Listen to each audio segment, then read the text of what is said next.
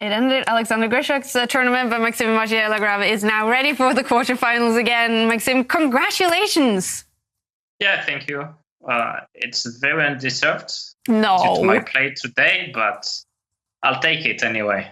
Definitely. I mean, we have to admit, we almost wrote you off after round 10. And then in round 11, you're coming back with a win here. Were you almost surprised there to see that it actually took you to 7th place? Totally. I knew it was not completely over if I won, but given the course of the game, I didn't expect to have any winning chances. And then I don't know what went through Sasha's mind, but he gave me way too many chances out of absolutely nowhere.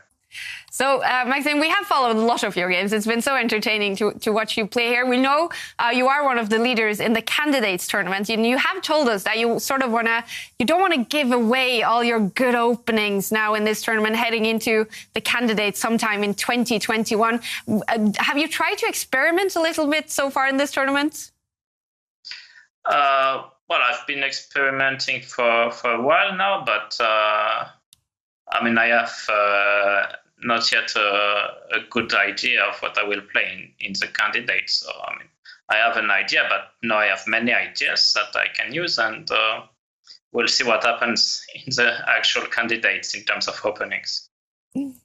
And we are actually also joined now by Anish Giri, two very different destinies here in the Airthings Masters. Maxim just about making it to the quarterfinals. Anish, unfortunately, we're not going to see you play quarterfinals. How are you after that final game? Yeah, no, I didn't expect Maxim will make it, actually. I mean, I don't even know how he finished against Rajabov, but I think he was lost from the opening there. So I thought he was doing very badly, but wow, he mounted a great comeback. And I'm quite concerned. I think maybe draw would have been also good for me in the last round then. That didn't occur to me at all. I was sure I'm in a must-win situation. So yeah, I didn't really get anywhere. The opening went really badly. And I want to ask both of you, because yesterday, okay, we had 21 out of 24 games ending in draws. How was the mentality different going into to today when, you know, both of you and many players had to start winning? I'll start with you, Maxim. Yeah, honestly, I just wanted to play chess from the start. And in the first 2 days, I mean, the results were not so great, but I had lots of opportunities. So, I mean, to be honest, today I played so badly. So, like, I had fighting games, at least, because, well, Anish was in a must-win against me, and then I was white, and then I don't know how, but I got chances against Sasha. But, yeah, my level of play was terrible, so I'll need to adjust that starting tomorrow. How about you, Anish? We've been so entertained with seeing you, maybe more than we used to, seeing you really fight for wins in this tournament. No, actually, yeah, I was in a tough spot.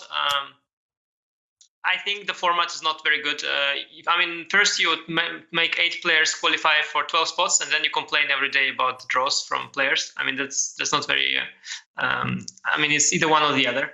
And for me, I was not in a luxury position of playing it safe, so I had to go all out today, even in the last round with the black pieces as well. So yeah, I had to fight for my life, but unfortunately, it didn't really work out. I think the opening in the last game went really badly, and the position I got was very, very bad. Actually, if I would have had a controlled game, then maybe even a draw would have been enough. I didn't count the tie breaks, but I've beaten Maxim and also Anton, so maybe I would have made it even. I don't know. I have to see. But anyway, yeah. I mean, I was not one of the people who could afford to just sit and wait. But on the other hand, it's quite impressive. For example, Wesley's playing these events. I mean, it's so incredibly good, and it's as though you either just make a draw with him from the get-go, or if you don't, you get punished severely. So yeah, he managed to play a very, very good event again, and I mean, such results are inspiring. I mean, mostly, you know, if you play it safe in too many games, then you start feeling bad about yourself, and then playing badly eventually. But some players, in particular Wesley and also Hikaru, they don't feel bad at all, and if they play for a draw, they make it. If they play for a win, they also win. So, I mean, what can you do? Yeah? I mean, And yes, David. Yeah, I mean, commiserations, Anish. We were greatly entertained by your games today. I just wanted to ask about your New Year's resolutions for 2021 and your goals in chess. Wow, I didn't think of it like that, but it's true. It's a good moment to think about it. And the only good thing about being knocked out here early is that I have a little more time now to prepare for my next tournament and to think about life in general. And yeah, I mean, I need to calm down a bit after today's games. Other than that, it's always the same. I'm a professional chess player. I focus on my chess so much, and when it comes to New Year's resolutions, it's also usually something to do with chess. I just try to improve my game and can get better every time. Hopefully, especially I'm looking forward to my next tournament. It's going to be hopefully Vachier-Lagrave tournament. It's a live event in the Netherlands. It's a tough time to host an event, but it's something different. We are used now to playing online, which are tremendous events that you guys are hosting here. But I'm looking forward also to see how the over-the-board event will pan out. Yeah, and how much holiday do you give yourself after an event such as this, to both of you? Well, it depends how much time I get between one event and the other one. Mm-hmm. So you don't go, like for me, I give myself 1 day off or maybe 2 days off. You just... Well, technically, I mean, if I make it to the final, I will have to go to Vachier-Lagrave very soon after because of the quarantine there. Mm-hmm. So we'll see how that goes. But anyway, like if I have a week off, of course, I will generally take a few days off before going back to chess activities. I mean, I have lots of things I can do in between the chess.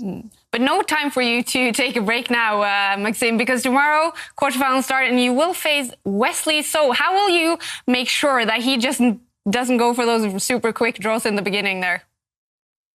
Well, I don't know exactly. I just need to, refocus on my chess, play better, be in better shape because today I was in actual awful shape and blundering everything. So, I'll take the gift of qualifying, but I know that I cannot afford to play like this against Wesley. You're smiling, Anish. No, I mean, the problem is not the draws. The problem is the losses. You have it all wrong.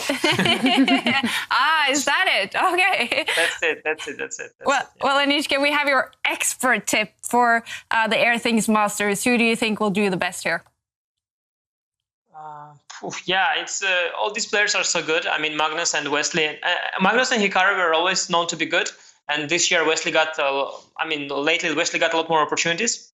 He didn't get too many invites in the first tour, but now in the second one he got, and he's showing great play. I mean, these three guys, I think, are head and shoulders above. I mean, no offense to Maxim, who is also a great player, but I think so far they've proven, at least so far, they've proven, and they've played very high quality chess as well, all three of them. And these three are favorites in my book. But everybody qualified, and also everybody who was invited are very good. And Maxim, of course, if he finds his form, is a tremendous player. Also, the Rajabov can be very, very robust and strong. And in these close matches, he might also do very well. So we'll see. All right. Anish, one final question. We know that you've recently released a video course for Chessable on the Najdorf, and we've discovered it's Kaya's favorite opening. Any tips for anyone out there on learning the opening? It's not only Kaya's favorite opening. It's a great opening that many people like and play because it's very fighting opening and offers you lots of chances. And Maxim actually played it all his life. Now that finally my course is out and he can finally learn to play Najdorf the right way, he switched to this other opening called the Classical Sicilian, which is of course much worse. But I don't know, for Kaya, I think, I'm not sure. I think some of the variations are going to be a little too deep for Kaya because, it's also a repertoire that I try to... they might be also a bit too deep for me. Yes. Maxim, for sure. Thank you, Maxim. Yes. But in general, I try to make it something that can be also valid for players of a high level. So but it's fun. I'm sure you'll enjoy it. Thank you so much. Now, both of you, thank you so much, Anish, for joining us. And we wish you good luck in the next tournament. And Maxim, we wish you good luck when the quarterfinals start tomorrow. Thank you so much, both of you. Yeah, thank you. Maxim, and last thing, you still have time before next round to check out the course and switch and fix your 1e4 repertoire. You still have the time. If you start now, in 24 hours, you're there. Yeah. Well, but I won't understand your lines anyway. So. You can, there's so many arrows. I'm sure you manage. So many arrows. Okay. We know what you have to do now, then, Maxim. Straight in to look at that. Yeah. Of course. Thank you so much, both of you. Definitely what I will do. Great. Thank you, both of you. Thank you. Thank you.